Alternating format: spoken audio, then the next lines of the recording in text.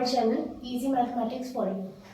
आज हम पॉलिनोमियल्स का मल्टीप्लिकेशन के कुछ एग्जांपल्स के थ्रू समझेंगे मल्टीप्लिकेशन को।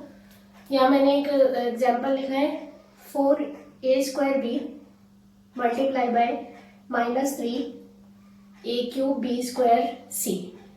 तो ये आप देखेंगे 4a² मोनोमियल है और -3a³ b²c ये एक और मोनोमियल है। तो यहाँ हम प्रोडक्ट देखेंगे मोनोमियल का मोनोमियल से। तो ये इजी होता है किस तरह से कि जो न्यूमेरिकल कोफिशिएंट है उसे न्यूमेरिकल वैल्यू से करना है आपको मल्टीप्लाई, और जो लिटरल कोफिशिएंट है उसे लिटरल से करना है।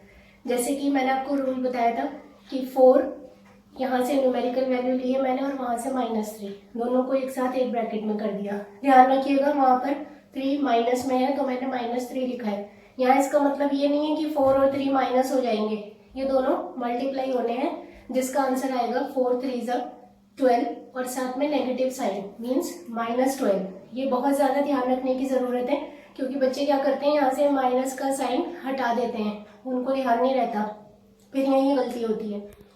नेक्स्ट लिटरल कोफिशिएंट पर आते हैं। a² है और जो मल्टीप्लाई करना है मुझे a³ से। तो मैंने आपको बताया है बेस सेम होते हैं तो पावर्स जो होती हैं वो ऐड हो जाती हैं। तो 2 + 3 हो गया यहाँ पर a⁵। फिर आते हैं b यहाँ पर b है, वहाँ b² है तो b के ऊपर कोई पावर नहीं है मीन्स 1 एग्जिस्ट करती है पावर वहाँ, तो 1 + 2 3, b की पावर हो गई 3। और c पहले वाले मोनोमियल में c है ही नहीं और वहाँ c एक ही बार है तो ये एक बार आ गया। तो ये सिंपल है काफ़ी, यहाँ पर इसे समझना। आगे एक और इसी तरह का एग्जांपल देखते हैं जहाँ मैंने न्यूमेरिकल कोफिशिएंट में फ्रैक्शन नंबर ले लिया है -2/3 और उधर है 15। तो -2/3 और 15 यहाँ पर वही कैंसिलेशन होना है। 3 1 3, 3 5 15 और 5 2 10 और माइनस का 10 आएगा क्योंकि ये जो 2/3 वाला फ्रैक्शन था ये नेगेटिव था। तो मल्टीप्लाई जब हम करते हैं तो वहाँ आपको रूल मैंने बताया था कि एक नेगेटिव नंबर है और एक पॉजिटिव, तो आंसर नेगेटिव होता है। तो 2 5 -10, यहाँ तो आ गया ये न्यूमेरिकल कोफिशिएंट। आगे आप देखें x की पावर 3 है और उधर 2 है तो 3 और 2 5, x की पावर 5, y की पावर 2, y की पावर 2, 2 + 2 4, y की पावर 4 और फिर z एक ही है और उधर भी एक है तो 1 और 1 2, z की पावर 2। तो बहुत इजी है। सेकंड स्टेप आपको लिखना तो पड़ेगा, बाकी आप इसकी कैलकुलेशन मेंटली कर सकते हो, यहाँ कुछ इतना मुश्किल नहीं है। आगे हम देखते हैं कि अगर एक पॉलिनोमियल है मेरे पास और उसे मुझे मोनोमियल से मल्टीप्लाई करना है। मोनोमियल आप यहाँ देखेंगे 2a मोनोमियल है और इससे मल्टीप्लाई करना है a + b। उसे मैंने पॉलिनोमियल इसलिए कहा क्योंकि वहाँ पर 2 टर्म्स आ गई हैं। यहाँ आपको 3 4 5 कितनी भी टर्म्स हो सकती हैं। बेसिकली ना आपको रूल सीखना है कि किस तरह से हमें मल्टीप्लाई करना है मोनोमियल को पॉलिनोमियल से। तो मोनोमियल 2a है तो पहली टर्म के साथ मल्टीप्लाई करके लिखेंगे, उसके बाद जो भी साइन है वहाँ पर प्लस या माइनस वो वहाँ लगा के फिर दूसरी टर्म से इस मोनोमियल को मल्टीप्लाई करेंगे। जैसे मैंने लिखा 2a × a पहली टर्म प्लस फिर से लिखा 2a मोनोमियल और फिर दूसरी टर्म से मल्टीप्लाई करा b।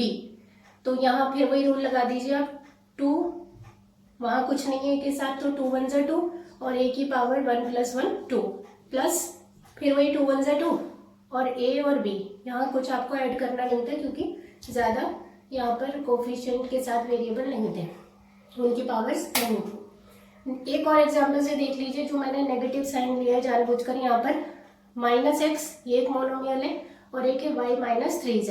तो -x को मल्टीप्लाई करना है पहली टर्म y से, उसके बाद देखिए फिर -z है तो मैंने क्या करा कि बीच में प्लस का साइन देके ना ब्रैकेट में कर दिया है ताकि कोई कंफ्यूजन ना रहे कि -x को मल्टीप्लाई करना है -3z। यहाँ देखिए मैं साइन पर स्ट्रेस दे रही हूँ कि आप यहाँ से नेगेटिव साइन को इतना लाइटली मत लेना, इसे ध्यान रखना है। हम कोई भी साइन अपनी मर्जी से ना लगा सकते हैं और ना ही हटा सकते हैं। तो -x और y इधर मल्टीप्लाई हुए, x और y तो xy हो गया और माइनस का साइन आ गया क्योंकि एक माइनस और एक प्लस मीन्स माइनस।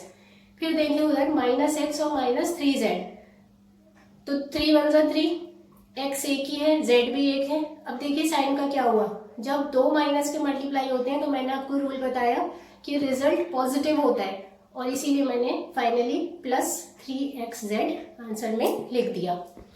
तो ये है मल्टीप्लिकेशन पॉलिनोमियल्स का, जहाँ पर कि अभी मैंने आपको बहुत सिंपल एग्जाम्पल्स देके समझाया है। आगे थोड़े से और पॉलिनोमियल्स में कुछ और ज़्यादा टर्म्स को लेके एग्जाम्पल्स और करेंगे। तब तक आप इसकी प्रैक्टिस करें। Thank you so much.